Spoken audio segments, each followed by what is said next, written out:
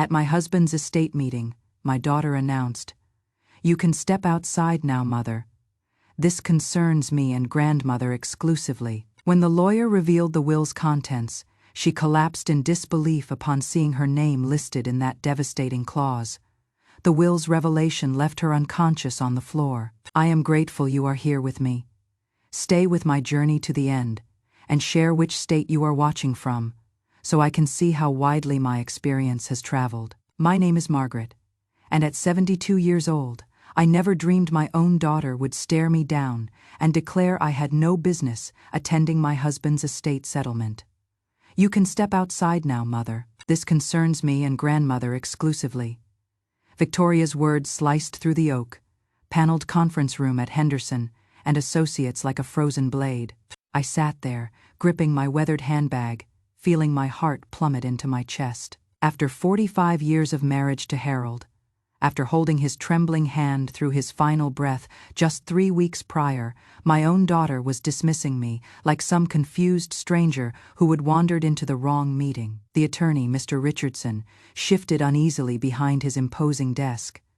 "Mrs. Thompson, perhaps we should proceed with all immediate family present." "She is not the primary concern in this matter," Victoria interrupted, refusing to meet my eyes. She sat rigidly in her charcoal designer suit, the kind I knew cost more than my entire monthly pension, her perfectly manicured fingernails tapping against the mahogany armrest. "The estate planning involves the main beneficiaries." Dorothy, Harold's mother, and Victoria's grandmother nodded approvingly from her leather chair. At 78, she still projected the same icy superiority that had made my existence miserable for nearly 5 decades. "Margaret, sweetheart, perhaps you would be more comfortable in the reception area. This is really just paperwork anyway."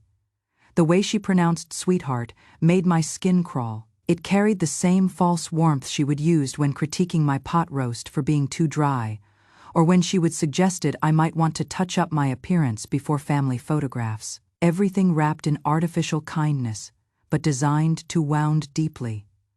I desperately wanted to assert myself. I wanted to remind them that I would been the one washing Harold's bedsheets when he was too frail to reach the bathroom. I would been the one sleeping in that torturous hospital recliner for 4 months, while Victoria made excuses about being overwhelmed with her charity committee obligations. But the words lodged in my throat, like they always had.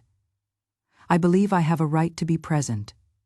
I managed to whisper, my voice barely audible above the room's silence. Victoria finally turned to acknowledge me, and the expression on her face made me feel more insignificant than I would ever felt in my entire life. It wasn't fury, it was complete contempt, like she was observing something repulsive that had crawled from beneath a stone rights. She laughed, but there was no warmth in the sound. "Mother, you have been dependent on Father for your entire adult life. You never pursued a career, never contributed anything substantial to this family's prosperity. Did you honestly believe you would inherit anything of significance?" Each statement struck me like a physical assault. I thought about all those years I would abandon my nursing career to care for her during childhood.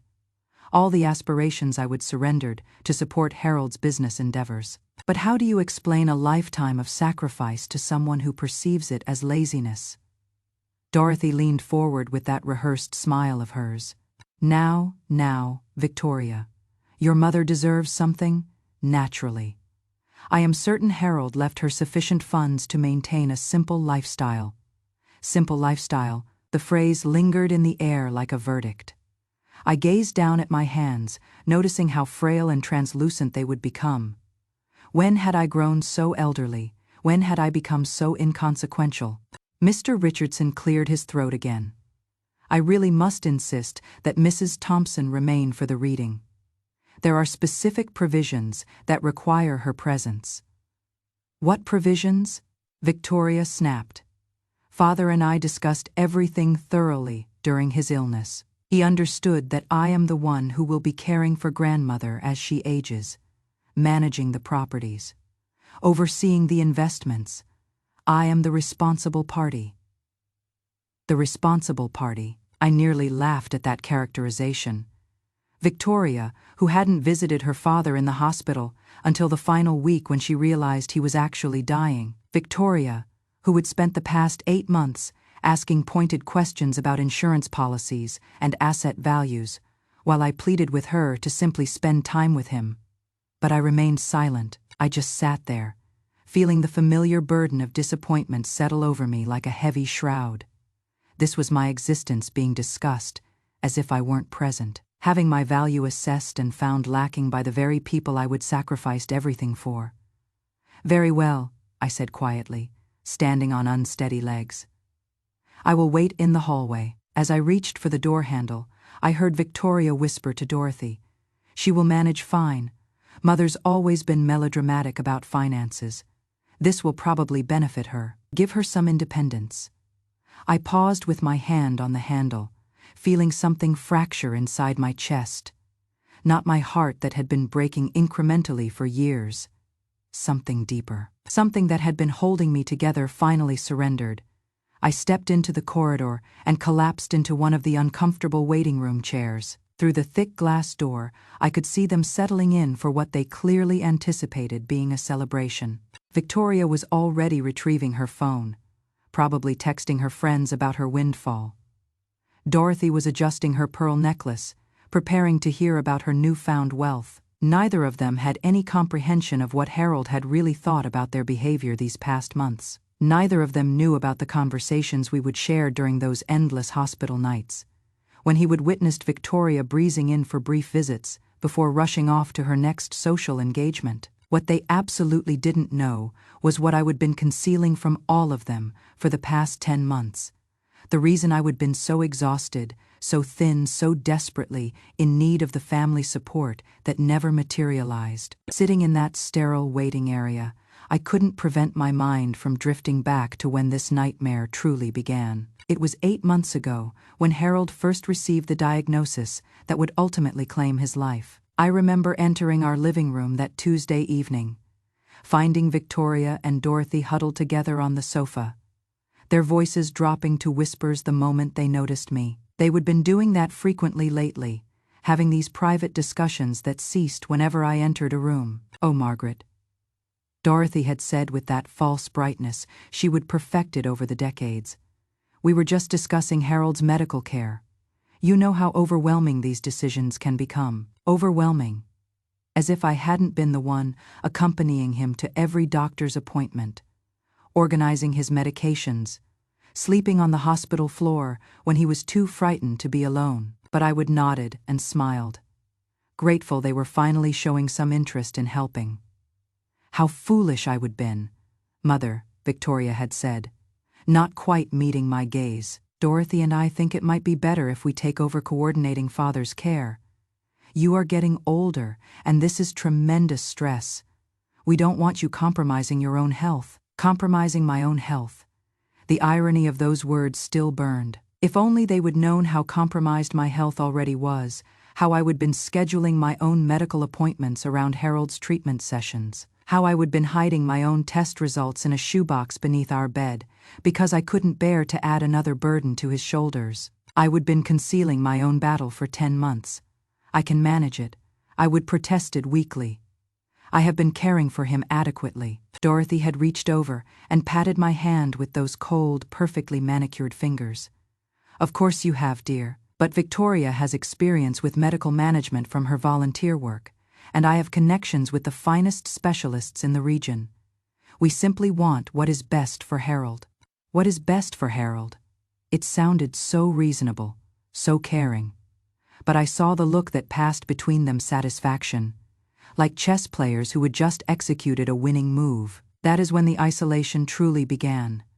Suddenly, I wasn't included in discussions with the physicians.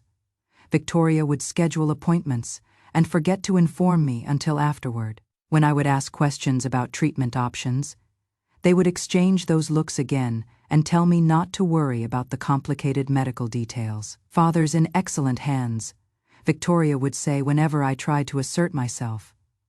"You should focus on resting. You look exhausted constantly lately." I was exhausted, but not just from caring for Harold, from the constant struggle to remain relevant in my own husband's medical care, from pretending I didn't notice how they would redirect him whenever he tried to include me in discussions, from acting like it didn't hurt when they would suggest I take a little break every time I tried to attend a family meeting. The worst part was watching how they manipulated Harold when he was at his most vulnerable. I would return from preparing tea to find them sitting close to his bedside, their voices low and serious. "You need to think about Margaret's future," I would overheard Dorothy saying one afternoon. "She has never been good with finances. If something happens to you, she will need guidance." Professional management. Professional management. As if I were a child who couldn't be trusted with money. "Victoria's so knowledgeable about these things," she would continued, "and she understands the family assets. She could make sure Margaret is cared for properly. Cared for. Not respected. Not trusted, cared for. Like a pet that needed feeding." Harold had been so weak then, so confused from the medications. I watched him nod along, not really understanding what they were suggesting, just grateful that his daughter seemed to be taking an interest in family responsibilities for once. But I understood. I understood that they were systematically erasing me from my own life, painting me as incompetent and fragile, while positioning themselves as the responsible caretakers. They were building a narrative that would justify whatever they had planned. The most painful memory was from just 4 weeks before Harold died. I would been in the kitchen, trying to prepare his favorite stew, when I would heard Victoria on the phone in the next room. "No, she is not adjusting well to father's illness at all," she would been saying. "She is becoming increasingly unreliable. Yesterday she couldn't even remember which medications he would taken. Honestly, I am worried about her mental state." I would drop the spoon, feeling my hands shake not from weakness, but from rage. Because that was a lie. I remembered every single medication, every dosage, every side effect. I would been the one managing his care while she showed up for photo opportunities. But when I would confronted her about it later, she would looked at me with such pitying concern. "Mother, you are getting confused again." I never said that. "Maybe you should consider seeing someone about these memory issues." Memory issues. She was gaslighting me, making me question my own reality, while she systematically took control of everything that mattered to me. The final piece of their strategy became clear during Harold's last week. I would wanted to stay with him around the clock, but suddenly there were too many visitors, and visiting hour restrictions that somehow never seemed to apply to Victoria and Dorothy. "The nurses say he needs quiet," Victoria had explained when I found them both sitting beside his bed during the time I was supposedly not allowed to visit. "We are just keeping him company, so he is not alone."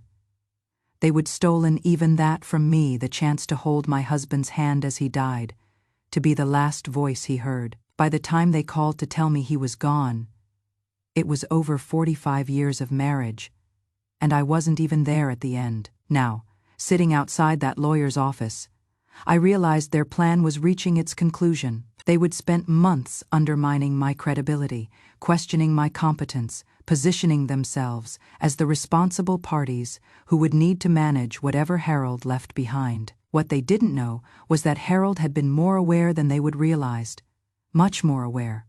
I would been sitting in that waiting room for nearly an hour when I heard the first scream. It came from behind the heavy oak door of Mr. Richardson's office, a sharp, disbelieving cry that made my blood run cold. Then came the sound of papers rustling frantically, chairs scraping against the floor, and Victoria's voice rising to a pitch I would never heard before. "This cannot be right. There has to be some mistake." I pressed closer to the door, my heart hammering against my ribs. Through the frosted glass, I could see shadowy figures moving frantically around the desk. "I assure you, Mrs. Patterson." "There is no mistake," came Mr. Richardson's calm, professional voice. "Your father was very specific about these provisions. He spent considerable time ensuring the language was precisely what he intended." "Read it again." That was Dorothy's voice, sharp and commanding. "There must be some codicil, some additional document we haven't seen yet." The silence that followed was thick with tension. I found myself holding my breath, straining to hear every word. "Very well," Mr. Richardson said, and I could hear the rustling of papers. "Regarding my daughter, Victoria Marie Thompson, I have observed with growing concern her treatment of her mother during my final illness. Her neglect of Margaret's well-being, her dismissive attitude toward her mother's needs, and her obvious preoccupation with financial inheritance rather than family compassion have demonstrated a character unsuited to the responsibility of wealth." My hand flew to my mouth. Harold had been watching. He would seen everything.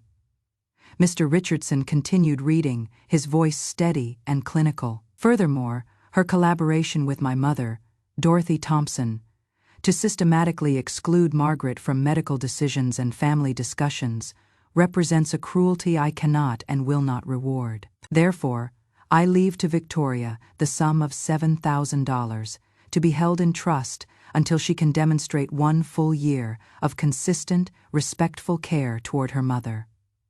$7,000, Victoria's voice cracked. "7,000? I am his daughter. I am his only child." "There is more," Mr. Richardson said quietly. "To my mother, Dorothy Thompson, who encouraged and participated in the emotional abandonment of my wife during the most difficult period of our lives, I leave the sum of $1,500 and suggest she examine her conscience regarding the treatment of the woman who cared for her son with unwavering devotion." I heard something crash, probably a glass being thrown or knocked over. Then Dorothy's voice, colder than I would ever heard it. "This is that woman's doing. She manipulated him when he was weak, confused from the medications. We will contest this. No court will uphold such an obviously coerced document." "Mrs. Thompson," Mr. Richardson said, and I could hear the disapproval in his tone. "Your son was of completely sound mind when he executed this will. In fact, he specifically anticipated challenges to his mental capacity. He included extensive documentation of his reasoning, including detailed notes about incidents he observed and conversations he overheard." "What incidents?" Victoria demanded. "What conversations?" The rustling of papers again. "He documented the afternoon. You told him that your mother was becoming increasingly unreliable and suggested she might have memory issues. He noted that this conversation took place while Mrs. Thompson was in the kitchen, preparing his medication with perfect accuracy, as she had done every day for months." My knees went weak. Harold had heard that phone call. He would known Victoria was lying about me. He also documented the evening you and Mrs. Dorothy Thompson discussed having your mother declared incompetent to manage finances, despite her having successfully managed the household budget for over 4 decades. This conversation took place while Mrs. Thompson was bathing your father, something she did twice daily without assistance. We never said anything about having her declared incompetent. Victoria protested, but her voice lacked conviction. "Your father's notes suggest otherwise. He quotes you as saying, 'We need to make sure Mother doesn't have access to any significant amounts. She is not equipped to handle real money, and honestly, she is showing signs of decline.'" The silence that followed was deafening. I remembered that night. I would been helping Harold with his bath, and I would heard their voices from the living room, but I would been so focused on keeping him comfortable that I hadn't really processed what they were saying. Harold had, though. Harold had heard every word. "So where?" Victoria's voice was barely a whisper now. "Where does everything go? The house, the investment accounts, the life insurance policies, the lake house?" "Everything goes to Mrs. Margaret Thompson, with the provision that she use these assets to ensure her own health and well-being for the remainder of her life." I felt the world tilt sideways. Everything. Harold had left me everything. "He cannot do this." Dorothy's voice was shrill now, desperate. "I am his mother. I raised him. Everything I did was to protect the family assets." From whom Mr. Richardson's question hung in the air like a challenge. From his wife of 45 years, the woman who sacrificed her career to raise his child and support his business ventures? The woman who spent 4 months sleeping in a hospital chair because she couldn't bear to leave his side. "She is manipulative." Victoria shouted. She has always been good at playing the victim. Father was vulnerable, scared.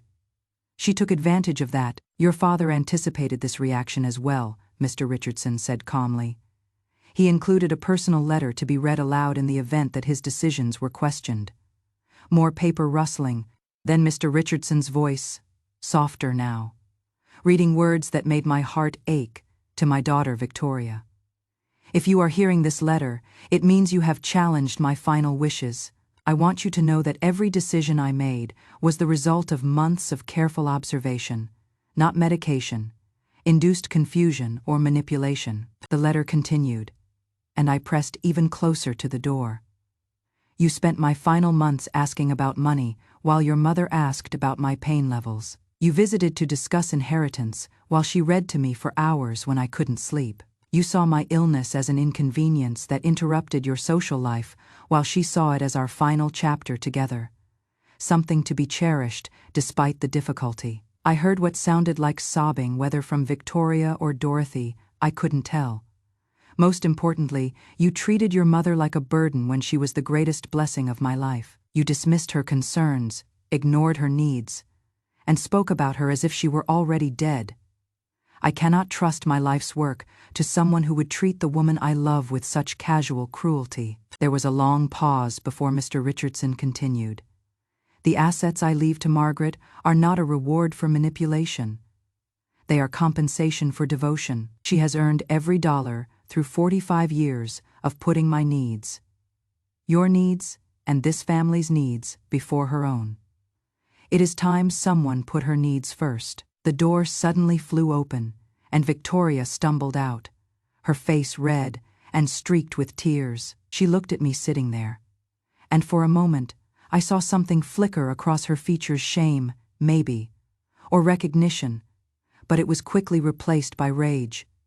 This isn't over, she hissed. I don't know how you did this, but this isn't over. Behind her, Dorothy appeared, her composed mask finally cracked. She looked older, smaller, defeated. 45 years, she muttered, more to herself than to me. He chose you after 45 years. They walked past me without another word, leaving me alone with the echo of Harold's final gift. Not just the money, but the validation I would needed for so long. He had seen me. He had known. After Victoria and Dorothy stormed out, Mr. Richardson invited me back into his office. I sat in the same chair where my daughter had just learned that her father had seen through her games, and I tried to process the magnitude of what had just happened. Mrs. Thompson, Mr. Richardson said gently, your husband left specific instructions for me to discuss your financial situation privately. He was concerned about your health circumstances. My stomach dropped. He knew. Mr. Richardson nodded, his expression kind but serious. He found your medical files 4 weeks before he passed the ones you had hidden in the shoebox under your bed. I felt tears spring to my eyes. Of course Harold had found them. He would probably been looking for something else entirely and stumbled across my secret shame. The diagnosis I would been carrying alone for 10 months. He was devastated that you had felt the need to hide your condition from him. Mr. Richardson continued, but he understood why you did it. He said you had always been the one taking care of everyone else, never wanting to burden anyone with your own problems. Stage 3, ovarian cancer. That is what Dr. Martinez had told me on that terrible February afternoon, while Harold was recovering from his first round of chemotherapy. The timing couldn't have been worse. How could I tell my dying husband that his wife was also fighting for her life? So I would hidden it. I would scheduled my own appointments around his medical needs. I would suffered through the exhaustion, the pain, the fear, all while maintaining the facade that I was strong enough to take care of him. It had been the hardest 10 months of my life. He left detailed instructions about your treatment, Mr. Richardson said, sliding a folder across the desk. He researched the best oncologists in the country, the top treatment facilities. He wanted to ensure you had every possible resource to fight this. I opened the folder with trembling hands, Inside were appointment cards for specialists at prestigious cancer centers, contact information for experimental treatment programs, and a detailed financial plan that would cover any medical expense I might need. But how did he know about all this? I whispered. He was so sick himself. He spent his final weeks making calls, researching options. Your husband was determined to ensure you had the chance he was being denied. Mr. Richardson paused, choosing his words carefully. He also documented your daughter's response when he tried to discuss your health with her. My blood went cold. What do you mean? Mr. Richardson pulled out another set of papers, Harold's handwritten notes, shakier than his usual neat script, but still legible. He wrote this 5 days before he died. May I read it to you? I nodded, not trusting my voice. I tried to talk to Victoria about Margaret's health concerns today. I mentioned that her mother had seemed unusually tired lately, that she would lost weight, that I was worried she might be making herself sick caring for me. Victoria's response was shocking. She said, "Father, Mother's always been dramatic about health issues. She probably just wants attention now that you are getting all the medical focus. Don't let her guilt you into worrying about her fake problems when you need to concentrate on getting better." Each word hit me like a physical blow. I remembered that conversation. Harold had asked me gently if I was feeling okay. If I needed to see a doctor, I would brush off his concerns, not wanting to worry him. I would had no idea he would already tried to enlist Victoria's help in convincing me to seek medical attention. Mr. Richardson continued reading. When I pressed her about being more supportive of her mother during this difficult time, Victoria said, "Father, you are the one who is dying. Mother can deal with whatever's bothering her after we get through this. Her problems aren't life-threatening like yours are." If only she would known how wrong she was. He tried one more time, Mr. Richardson said, flipping to another page. This was 3 days before he passed. He would grown weaker, but he was still worried about you. The final note was barely legible, written in Harold's deteriorating handwriting. Asked Victoria to promise she would take care of her mother after I am gone. She said, "Of course, Father, but Mother's tougher than she looks. She will be fine on her own. She always manages." I realized then that my daughter has no idea who her mother really is. She sees strength where there should be support, independence where there should be interdependence. She has mistaken Margaret's selflessness for self-sufficiency. I cannot trust my wife's future to someone who fundamentally misunderstands her needs. I was crying openly now, mourning not just for Harold, but for the daughter who had become a stranger to me. When had Victoria started seeing my sacrifices as manipulation? My needs as weaknesses? "Mrs. Thompson," Mr. Richardson said softly, "your husband's final wish was that you use this inheritance to save your own life. He said he would spend 45 years watching you put everyone else first, and he wanted his death to mark the beginning of you finally putting yourself first." A knock at the door interrupted us. Victoria stepped back into the office, her face blotchy from crying, her perfect makeup ruined. Behind her stood Dorothy, looking more disheveled than I would ever seen her. "We need to talk," Victoria said, her voice hoarse. "All of us, about what happens next." Victoria looked at me for a long moment, then at the medical files spread across the desk. Her eyes widened as she took in the cancer center letterheads, the oncology appointment schedules. "Mother," she whispered, "what is all this?" I took a deep breath, feeling exhaustion settle into my bones. It was time to stop protecting everyone else from the truth. "I have cancer, Victoria. I have had it for 10 months. Stage 3, ovarian cancer. And it has been spreading while I have been taking care of your father and pretending everything was fine." The color drained from her face. 10 months. "But why didn't you tell us?" I looked at her, really looked at her, and saw not the cruel, greedy woman who would dismiss me from the will reading, but the frightened child she would once been, the little girl who used to crawl into my bed during thunderstorms. "Because," I said simply. "Every time I tried to mention that I wasn't feeling well, you told me I was being dramatic." Every time I suggested I might need to see a doctor, you said I was trying to steal attention from your father. So I stopped trying." Dorothy sank into the chair beside Victoria, looking suddenly ancient. "Oh, Margaret," she breathed. "We had no idea." "No," I agreed. "You had no idea, because you never asked. You never looked. You were so busy planning your inheritance that you forgot to see the person who was dying right in front of you." The room fell silent, except for the ticking of Mr. Richardson's antique clock. Finally, Victoria spoke, her voice barely audible. "What can we do? How can we help? Please tell us how to fix this."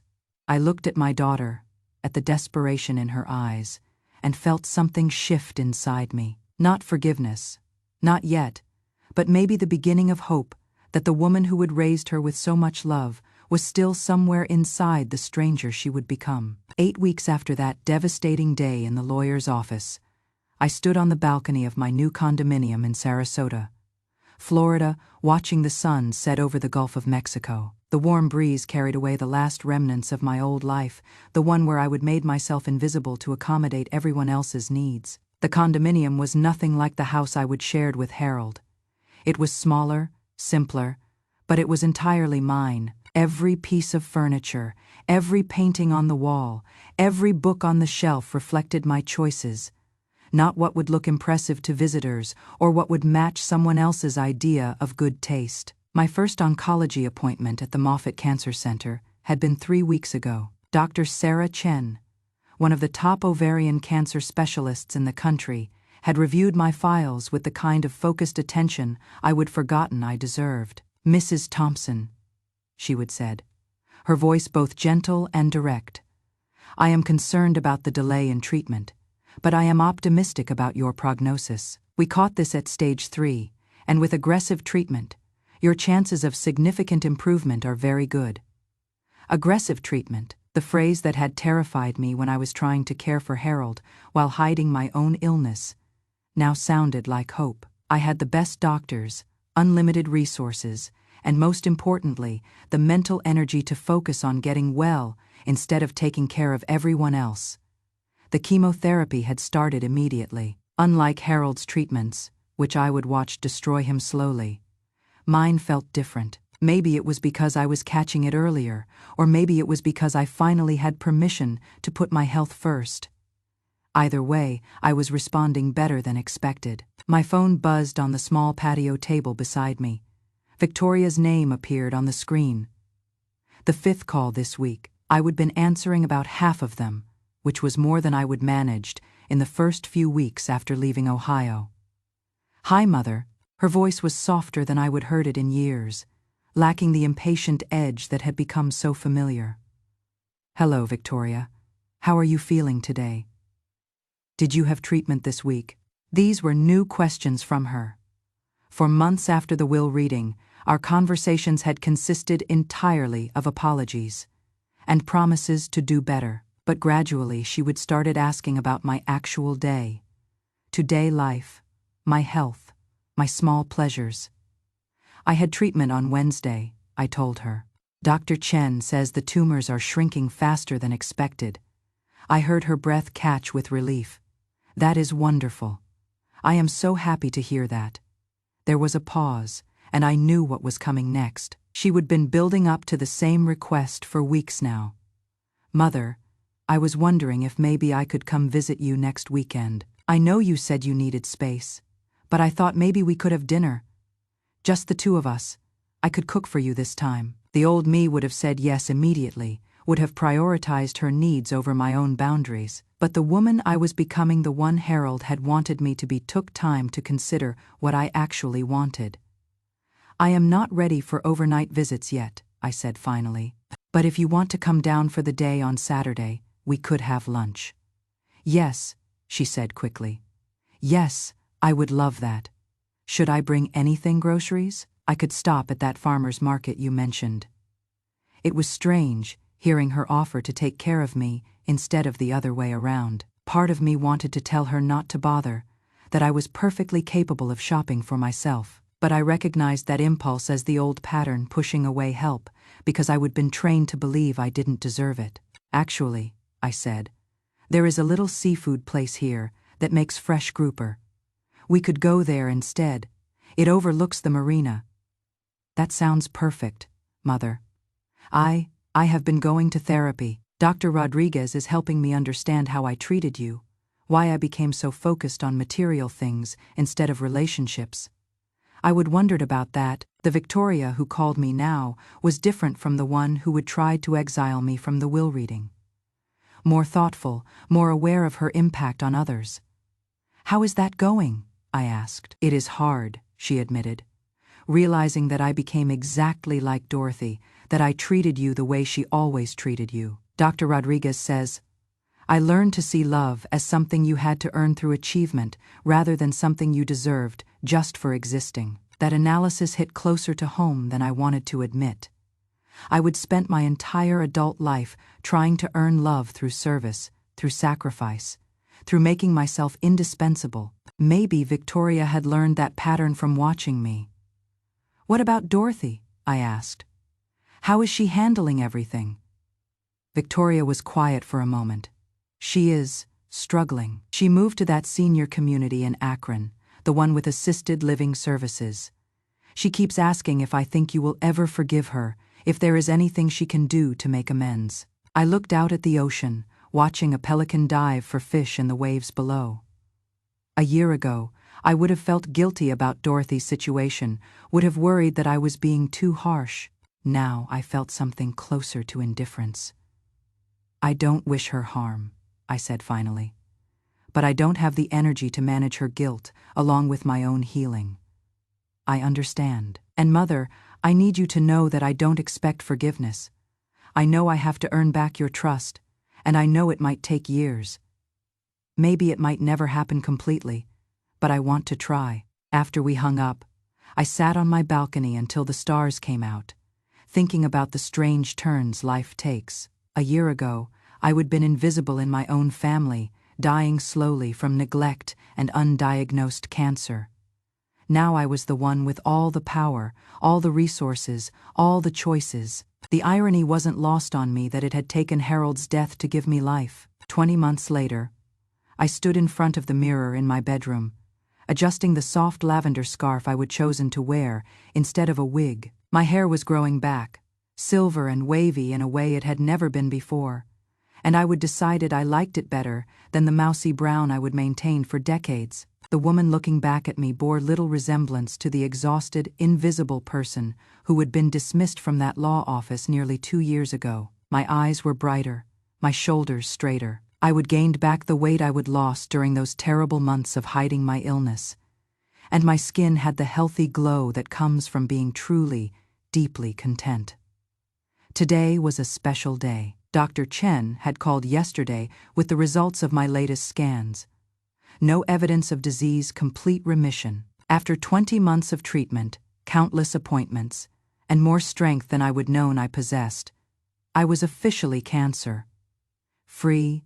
The doorbell rang, interrupting my thoughts. Through the window, I could see Victoria standing on my front porch, holding a bouquet of sunflowers, my favorite, though she would only learned that in the past year. Hi, Mother, she said when I opened the door, and I noticed she looked nervous. Our monthly visits had become easier over time, but there was still a formality to them, a careful politeness that spoke to how much work we still had to do. Come in, I said, accepting the flowers. These are beautiful. Let me put them in water. As I arranged the sunflowers in a vase, Victoria wandered around my living room, taking in the changes I would made since her last visit. New books on the shelves, a half-finished oil painting on the easel by the window, photos from my recent trip to the botanical gardens in Naples. You redecorated, she observed. I bought new things that I actually like, instead of things that looked appropriate, I corrected gently. There is a difference. She smiled at that. A real smile that reminded me of the little girl she would once been. Dr. Rodriguez says that is part of recovery, learning to trust your own preferences instead of performing for other people's approval. Victoria had been in therapy for over a year now, working through what her therapist called inherited patterns of conditional love. It was slow work, unlearning a lifetime of believing that affection had to be earned through achievement and compliance. "How is therapy going?" I asked, settling into my favorite chair, a comfortable reading chair I would bought, simply because I liked the way it felt, not because it matched anything else in the room. "Better. Harder some days than others." Victoria sat across from me, her hands folded in her lap. "Dr. Rodriguez has been helping me understand how I learned to see you as weak, instead of selfless, how I mistook your sacrifices for choices." This was territory we would covered before in our careful conversations. Victoria was working to understand how she would become someone who could dismiss her own mother so cruelly, while I was learning to set boundaries that protected my newly discovered sense of self-worth. "I have something to tell you," I said, deciding it was time to share my news. "Dr. Chen called yesterday.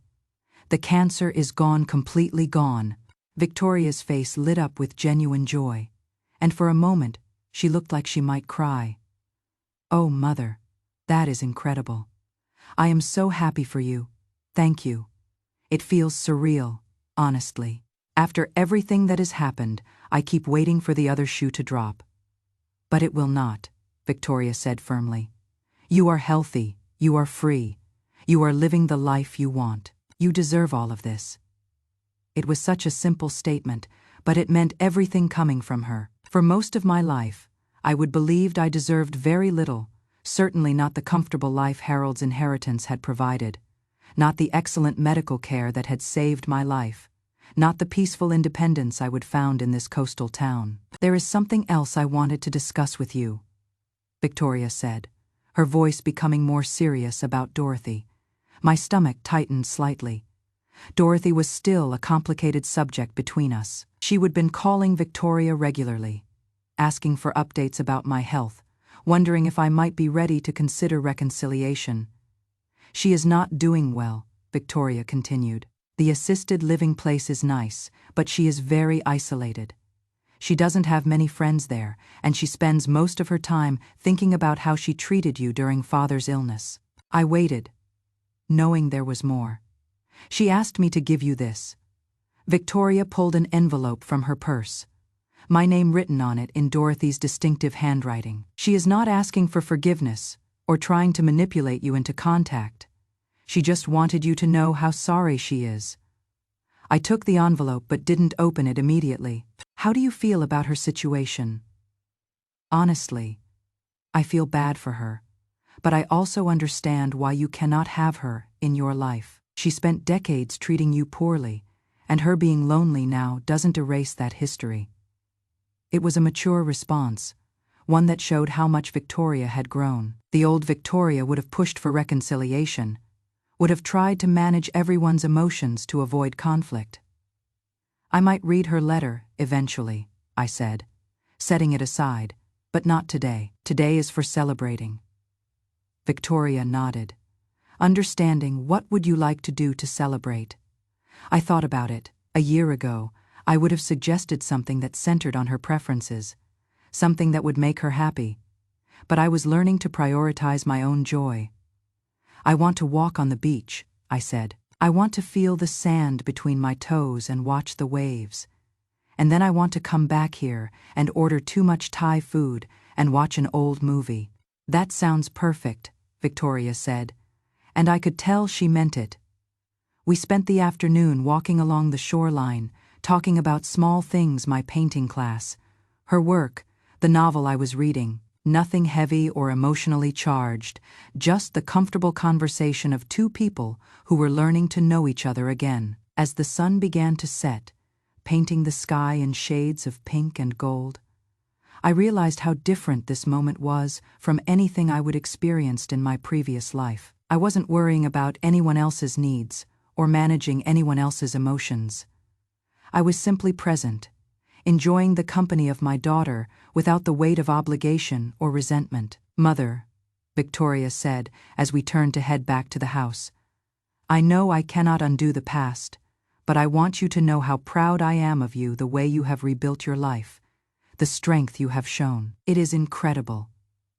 I stopped walking and looked at her, this woman who had once been my greatest heartbreak and was slowly becoming something like a friend. Thank you, I said simply. That means more than you know. Later that evening, after Victoria had driven back to Ohio and I was alone with my Thai takeout and an old Katharine Hepburn movie, I opened Dorothy's letter. It was shorter than I would expected, written in her careful script. Dear Margaret, I have no excuse for how I treated you, only an explanation that I was afraid of losing my place in Harold's life. I see now that there was room for both of us to love him, but I was too insecure to believe it. You deserved better from me and from all of us. I don't ask for forgiveness, only that you know I understand what I did was wrong. I hope you are finding the happiness you always deserved. With sincere regret, Dorothy. I folded the letter and set it aside. Maybe someday I would respond to it, maybe not. But for now, it was enough to know that the truth had finally been acknowledged. As Katharine Hepburn delivered her final monologue on the screen, I pulled my soft throw blanket around my shoulders and smiled. I had spent 72 years learning to disappear, to make myself small enough to fit into other people's lives. Now finally, I was learning to take up space, to live boldly, to choose joy. Harold's greatest gift hadn't been the money he would left me. It had been the permission to finally, truly, live for myself. And I intended to make the most of every moment I had left. Now I am curious about you, who are following my story. What would you do if you were in my place? Have you ever experienced something similar? Share your thoughts below, with her light. And while you are here, I am featuring 2 other stories on the end screen that are channel favorites, and they will definitely surprise you. Thank you for staying with me until the end.